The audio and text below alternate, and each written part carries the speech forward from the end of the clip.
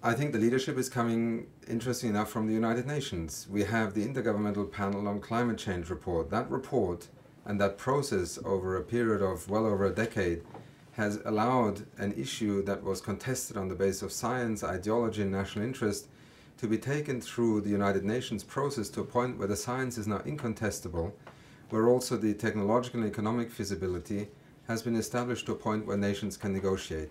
Secondly, I see leadership emerging from different parts of the world.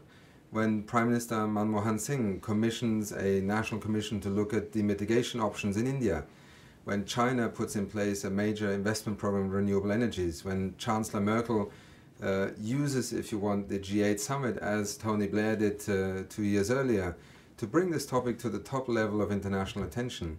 When Brazil's president puts in place a program to finally reverse the painful bleeding of the Amazon out of national interest and out of concern of Brazilian citizens, then we see leadership.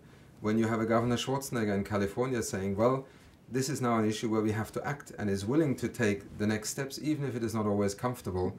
And equally, I would say, in civil society and in the private sector. We now have leaders in the private sector. We saw 20 of them writing to President Bush earlier this year saying, we want to have a different policy and strategy of engagement with the rest of the world on climate change. Leadership is emerging from all corners of the planet, and that, I think, is when you get a critical mass and, if you want, also the political will that you're alluding to.